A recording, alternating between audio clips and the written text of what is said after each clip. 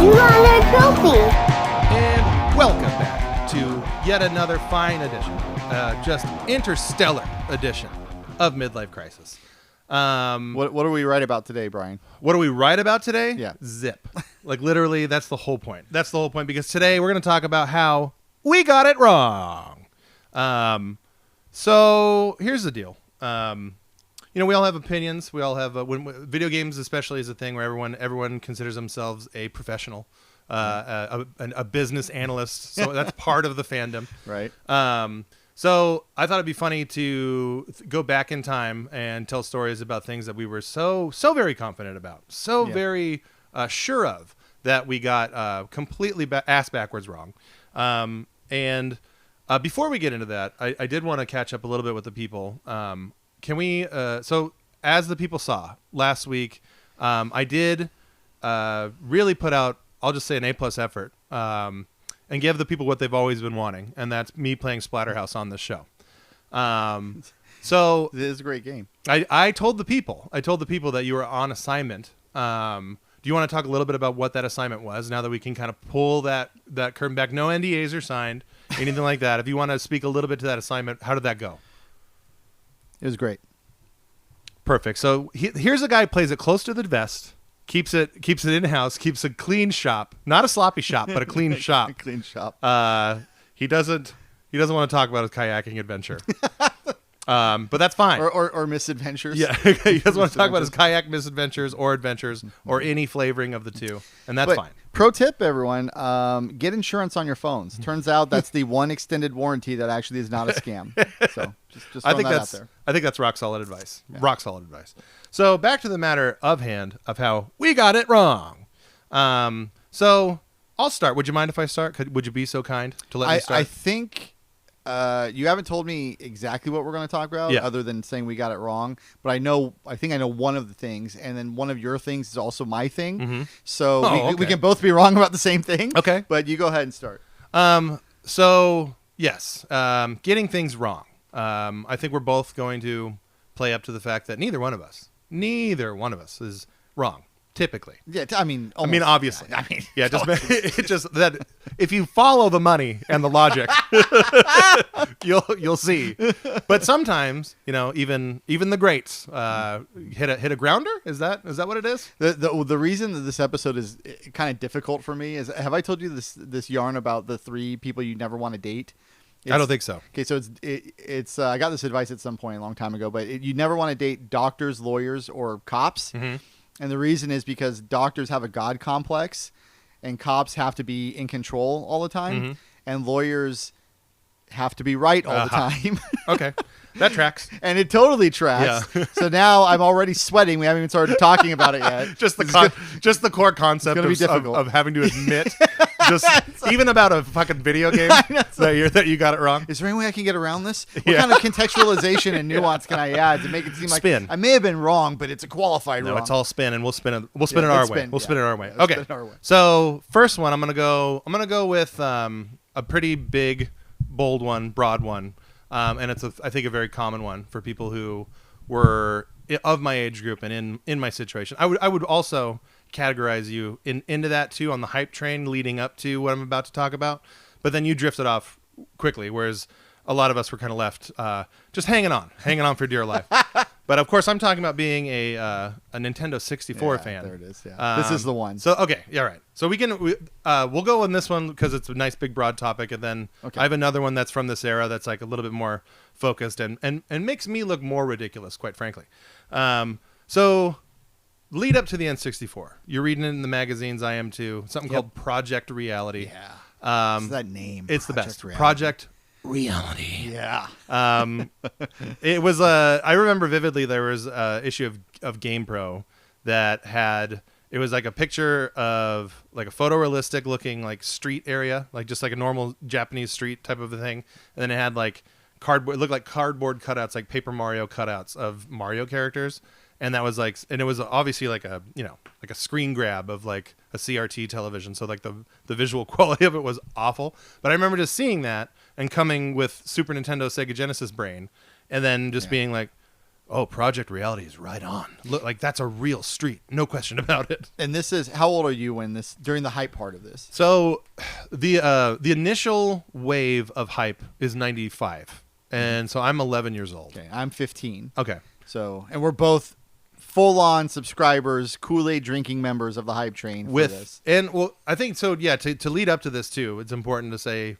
So for me individually, I was always Swiss, and it's important that I say that in this era. Like I had a Genesis and a Super Nintendo, but there were certain things, Mortal Kombat, where like I was happy to have a Genesis and kind of shit all over the Super Nintendo. It's the default answer. Yeah. Absolutely. And then there were other things like all of the other video games where I was happy to have a Super Nintendo because like there was Final Fantasy, Mario RPG, like Mario in general. There's just so much stuff. Yeah. But so, the EA sports games are better on Genesis. Yeah, if you gave a shit about that. I certainly didn't. I definitely How much didn't. NHL 94 were you playing, Brian? I mean, that's even, okay, granted that's one. But like even then, and that is a great game. Like Mutant League Hockey, Mutant League Football was kind of like it, and then NBA Jam. So, but NBA Jam was better on Super Nintendo anyway. So anyway, that's I think, and I know for you, you casually dabbled in Sega Genesis, but you were generationally a tried and true Nintendo man. 100%. So I dabbled in Genesis because I am a true believer when it comes to video games. Like, I just love video games. Right. And there were games even on the Sega Master System, the Alex Kidd games. So it's like it was kind of cool to like. It was like I don't know. You're going down like a dark alley or something. You shouldn't be there, but you're still kind of enjoying yourself anyway. Yeah. It was, but really, Nintendo. I was a Nintendo fan. I was on board for the NES when I was 6 years old. Yeah. Got the NES.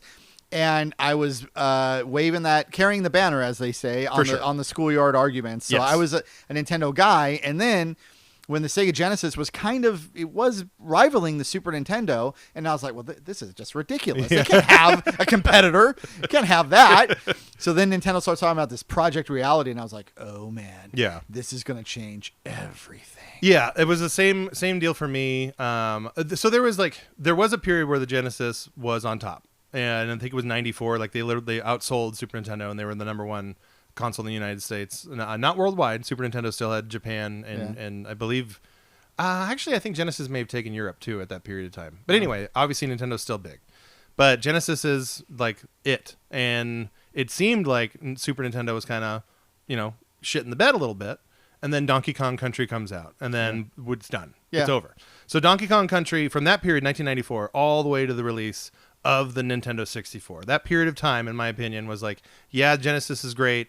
Here's a cool Sega Saturn that looks neat, that was sneaky release, and here's this PlayStation. Like, what's this cute little upstart indie company Sony getting into video games? And it was just, those were all happening, and they were all in the atmosphere at the time, but it was still like, the behemoth of Nintendo is going to roll right into the N64, which Project Reality became the N64, and then No, it did not, Brian.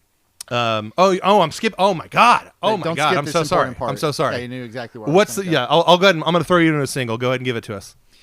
It was the Ultra 64. You can't top that. You cannot top that. Project Reality sounded cool, and then they reveal the name. The name is the Ultra 64. That's even better. It's, you know what? We're talking about things that we got wrong. Let's talk about something Nintendo got wrong real quick. You had a product called Ultra 64. It was the most badass 90s thing ever. I know. And you fucking ruined it. And you ruined it, and you ruined it. And that's failure one. That's failure one. So it's been 30 years. I'm not over it. Yeah. So, okay. September 1996, the N64 comes out in America, and we all get our greasy little paws on it. And the hype is unbelievable. And then, like, the release of it. Yeah. Like, so first of all, the release, it's funny. You think of it like a launch now. And, you're usually getting like a dozen games. Like the Wii, I remember the Wii launch famously had like, most of it was garbage, but you had like 20 some launch games. Dreamcast was another huge launch. Yeah. N64 launched with 2 games. It was Mario 64 and Pilot Wings. Yeah. And Mario 64 was, the thing that everyone in the world needed to buy at that point in time. It was a revolution. And it was really, really hard to get. As would be the thing 30 years later. Nintendo still does this. And artificially withholding. Yeah. It can't be artificial. It's not. It's not. Trust me. They're honest. And they're not a for-profit thing. It's a charity. So that right there, it was like this huge explosion, and then N64 kind of changed the game, like literally. Yeah. And that was it for about, I'd say, 3-ish months. And then when did it launch? It launched in like September 90? September 96. Okay, certainly by December, there was, I think, Mortal Kombat Trilogy was part of it because the producer of the show got that as part of his Christmas that year. Yeah. And the Star Wars, I think that was out. Empire, that was that holiday too. I mean, so here's the thing. That first holiday, you had pretty decent stuff. Yeah, you know, you had Killer Instinct Gold, you had Mario, Mortal Kombat Trilogy. Shout out to Wayne Gretzky 3D Hockey. I think that's a fun 3D arcade game. What about the cruising game? Cruising game was available. Okay. That game was available. Oh, there's stuff there. And that's the extent of the praise I'll give. All right. So you got it right. So you got it right. You got it right. 64 is awesome. And we'll we can see move you on. guys next week. Thanks for watching. So that first holiday was good, and then this is like the first wave of a thing that was going to happen if you were like all in on N64. And at that time, I was all in on N64. I was a teenager or becoming a teenager, so my brain was broken. So that's a thing, number one. And number two, I was super poor. So I'm only going to get one of these things. So I put all of my, just like kids today, I'm sure still do. Like they get all their eggs in the PlayStation 5 or the Xbox basket, and they have like, this is what we do. Like we have this like weird, like team ethic kind of a thing around the stuff that we buy. And that's just kind of what happens. Well, nobody wants to be wrong. No one, so if you certainly spend not. your money on an Xbox and you can only get that, right? You now have become a soldier in the console wars, and you're ready for combat. And you're going onto Twitter with your rhetoric weapons to defend yourself. And you're armed and ready to kill. Yeah. But after that wave of the holiday, there's a long lull. I mean, the only game that came out was Turok, which I talked on the show. Turok the Dinosaur Hunter came out, and Mario Kart 64 came out. Yeah. And that was it. Star Fox was within that first I'm getting there, guy. I'm getting there. Okay. So that's like 4 months of nothing. Okay. And meanwhile, on PlayStation, like all this stuff is coming out. Yeah. Just a game after game after game. Even on the Saturn, game after game they're just pumping out. And N64 it's just a trickle. And it's mostly, even at that time, the third party support is weak. Yeah. And you're waiting around for your first party big brand stuff, and there's just not a lot of it after the initial wave. Yeah. So Star Fox 64 comes out, and that's, I think, early summer of 97. I think that's right, yeah. And then that same year, you have GoldenEye later that summer. So there's another huge spike. Everyone's playing N64. Yeah. It's super fun. I mean, we don't even need to talk about the influence of it. Just last weekend we played. We played grown up drunk GoldenEye for the 64 service on Nintendo Switch Online. And we played Slappers. And we played Slappers, and it was so much fun. Like we were GoldenEye, no guns. Well, you don't need guns. Just karate chops. It's gentleman combat. Look, Bond's a gentleman like us. Simple as that. But yeah, it was a hoot. Like we were just squealing and having such a good time. So obviously we're not taking anything away from that game. And then 97 rolls into 98, 99, and then 2000. So by the time you get to, I'd say comfortably, like you have a few good games in there. Banjo-Kazooie is a good example. People still love that game. But by the time you're getting to like 98, 99 territory, the N64 is like, I mean, it's just kind of a ghost town. Like it's the only thing that's coming out is Nintendo stuff. The September of 99, you have the Dreamcast, which like there's this tiny little magical fucking window of time, which is like, it might be my favorite 2 years of all time in games. 99 to 01? 98 to 2000. Okay. And to the end of 2000 being, of course, the release of Shenmue. Obviously. I'm not stupid. That's pretty much where your gaming life ends right there. It's implied. At least peaked. Yeah, it's implied. The medium peaked all the way. But anyway, like it just keeps going like down this cliff, and like you can obviously find people who have their love of N64 games from that era, but like if you pull the lens back all the way and look at the whole thing and look at like the overall breadth of the library of the PlayStation, I love the Saturn, but like let's be honest, the Saturn was only an entity in Japan. In America it was just a cute little fart. Some great games on there, but it was a cute little fart. See, the big promise back then that all the console makers were engaging in is like, hey, you like arcade games? Well, these consoles that are coming out now are going to be just like the arcade. Yeah. And as somebody who dumped hundreds of dollars probably into Daytona USA arcade cabinets to be better than my friends, right? Which I was. When Saturn said, we're releasing a Daytona game for the Saturn, and it's going to be just like the arcade. I was like, cool, I'm in for that. Maybe I'll buy a Saturn. For sure. Then when you actually play the game and you see what the pop-in is, I remember being the first time I ever noticed pop-in as an issue that took away from my experience with a product with a console. And Nintendo's kind of doing the same thing. We've talked before about Killer Instinct being in the like they're advertising, hey, you like this arcade game? It's going to be this exact same way on the N64, but then it wasn't. Yeah, it definitely was not. But I have a question for you, which is that up until now, your complaints have mostly been about the dearth of content. Yeah. Were you happy, or is part of the we got it wrong that you're bringing to the table about the quality of the games themselves? No, so specifically the how I got it wrong goes into play like this. When the N64 comes out, September 1996, I feel like it's going to be like it's going to last for a decade. It's like going to be the most significant video game leap that there ever was, so on and so forth. Like it was it. Like we've peaked. The medium, like literally, like no joke, like the medium has peaked, right? And again, that goes, I have a 12, 13-year-old brain at the time, and like being all hyped up in the fandom of that age, like that's just kind of part and parcel of what we're dealing with.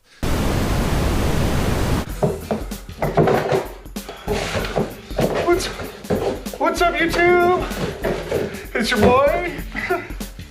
I'll be honest, I've been better.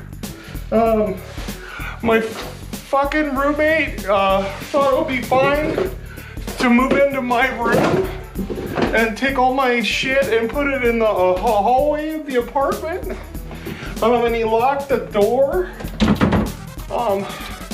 And he knew I was supposed to get this going today, because it's been a while that I haven't updated the Laserdisc community. Whoop, fam, whoop.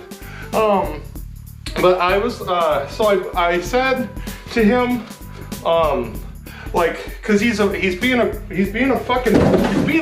dick about the rent. And I told him, like, it's an investment. Like, when I get paid from my collectibles business, like I take that money and I invest it in gambling opportunities that they could pay all the way off. And I'll pay all the whole fucking rent, all of it. But like, have some patience, like it takes time and money to make money, all right? And you don't just fucking kick out your fucking roommate and put all this collectibles in the hallway, right? So that I can't, how am I gonna sell this shit? So anyway, I don't want to bug you guys with that stuff anymore, because like, I figured like he locked me out from my AV setup, but I had one camera. It was my theme park camera. So I figured I could still get something done, right? And talk about a Laserdisc or two, right? So I'm gonna set it up. It's not ideal conditions, but I do have some Laserdiscs that I want to talk about. So like, here we go. Okay. So I'm gonna do this. Stand by. Stand by. Hold on. Hold on. Stand by. Hold on. Hold on. Let me set it up. Hold on. Oh, all right. Hold on. Almost there. Hold on. Like a chair. This is like a bigger box.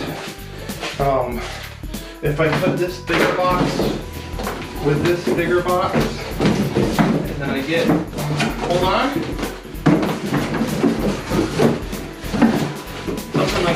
Something like this, and I can get the movie, and we'll get going. Okay. Oh, it's kind of dark. I'll set up a light here. I'll use my fucking, you can't take my phone away from me. Okay, something like this.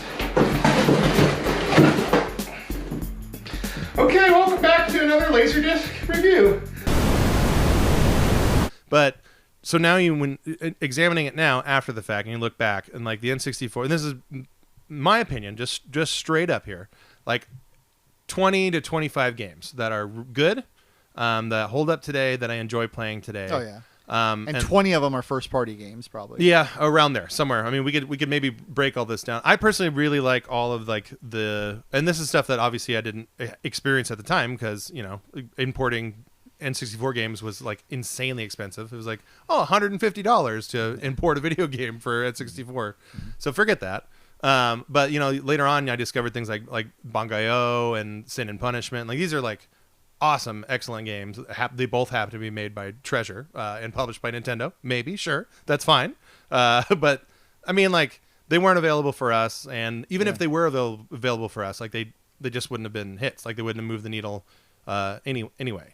Oh, so you didn't talk about this part of it either, which is so you get a little feather in your cap here because you and I had a disagreement about this over 10 years ago, and you proved me wrong, which is great for you, I'm sure. Yes.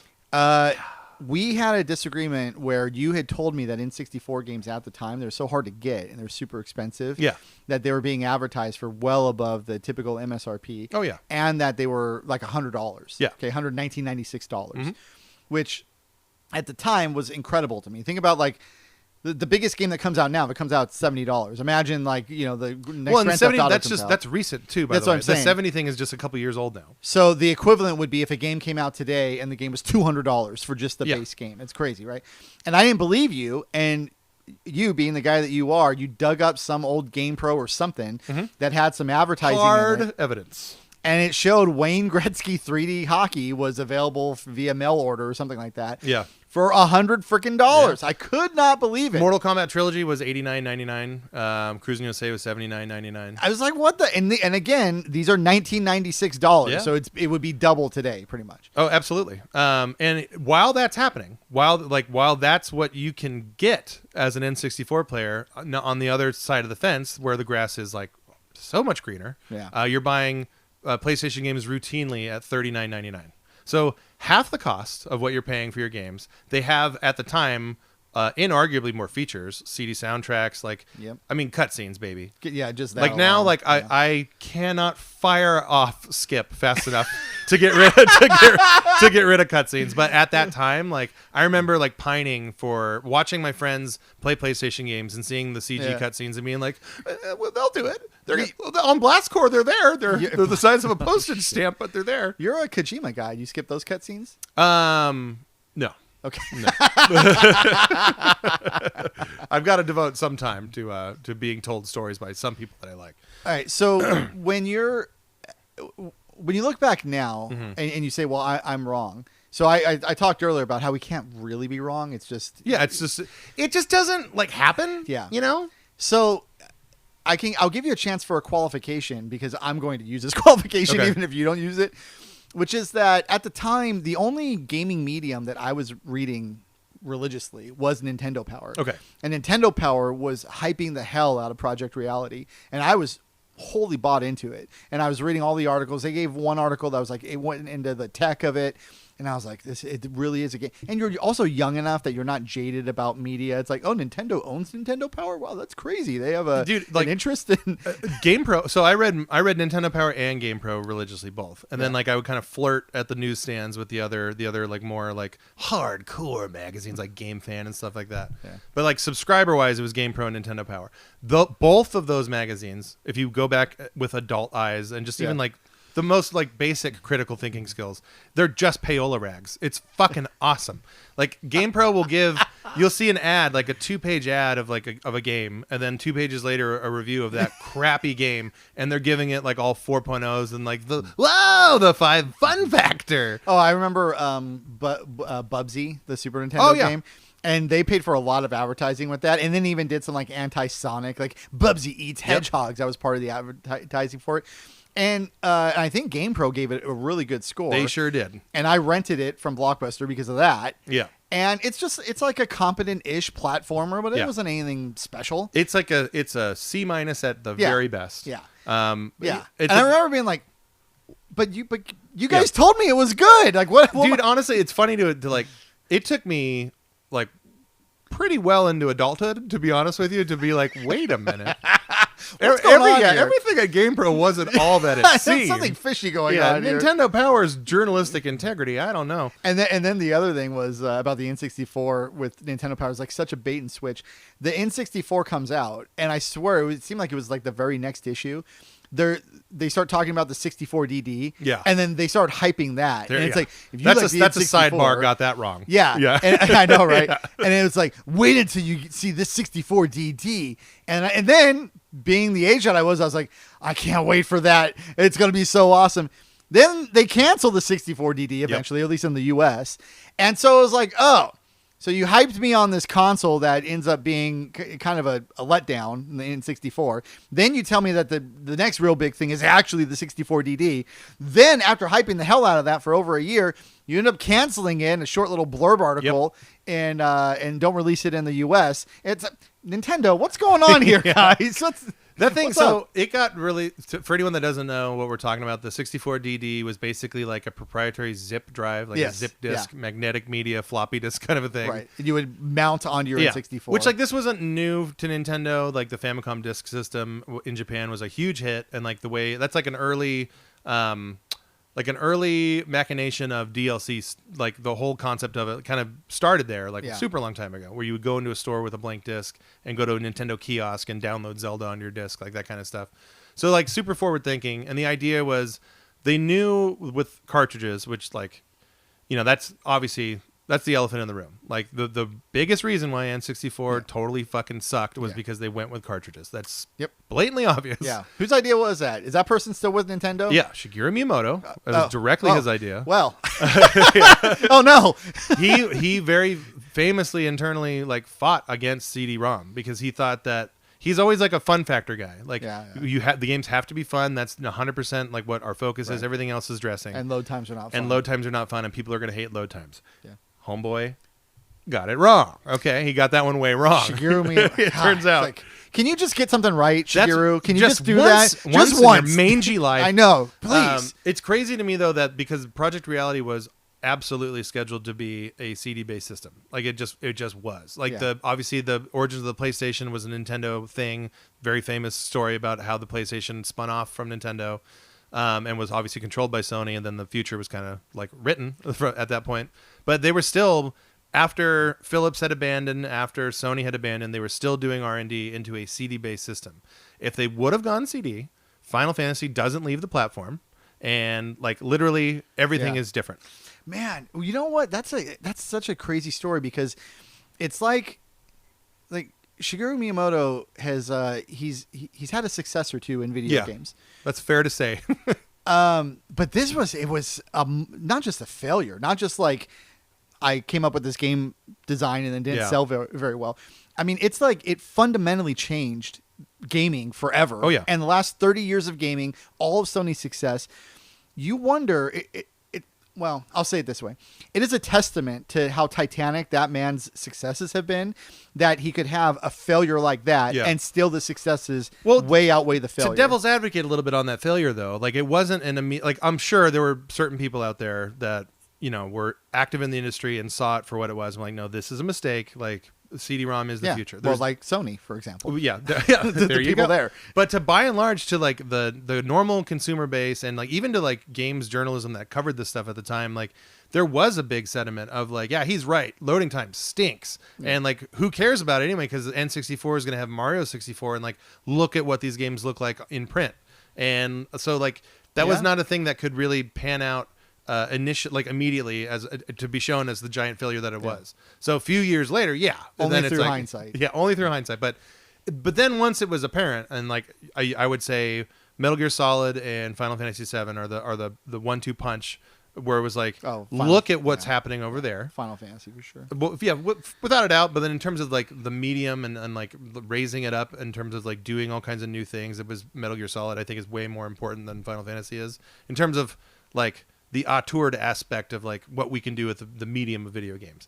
But so those two, and they both sold. Obviously, Final Fantasy sold more, but Metal Gear Solid sold a fucking millions and millions of copies as well. Right. So those two games were never possible, never going to be possible, never could have been envisioned on N64 with cartridge. Like, just forget about it.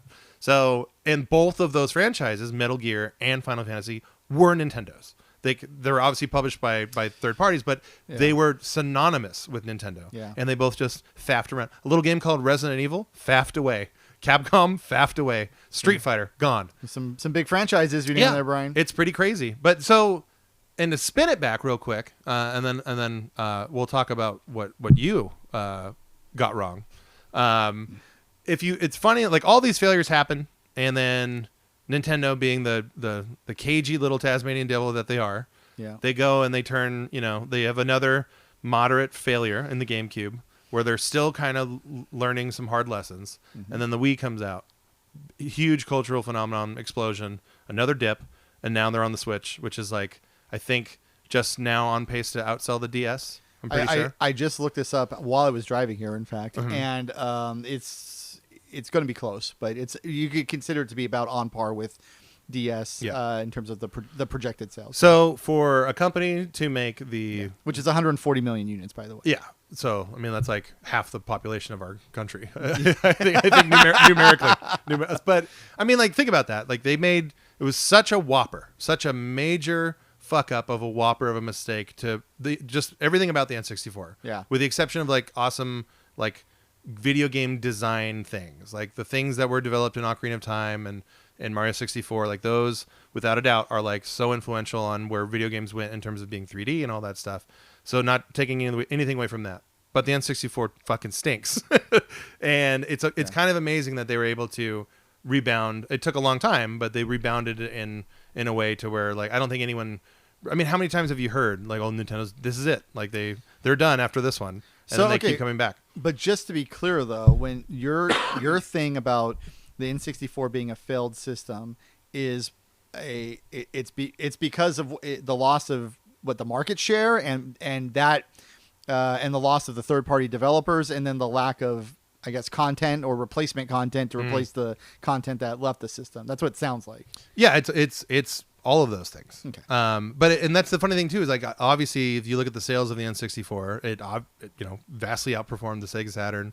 It outsold the Dreamcast. So it's not like it wasn't a failure, but really, if you look at it against the PlayStation, like, then it becomes kind of more of a failure, especially when you consider, like, it should have been the PlayStation. Like, it should have had all of those victories. Yeah. Or even compared to the Super Nintendo that came before. Yeah. This is like, I've used this example on the show before, but it's like George Lucas coming out and saying, like, Episode 1 was a success. Just look how many units it sold. Right. It's like, well, yeah, but, we're judging it as a Star Wars movie based on everything that came before it. So, and there's legacy attached to those things. Totally. And so for the N64 to come out and to sell less than the Super Nintendo, and the Super Nintendo had sold less than the NES. Yeah.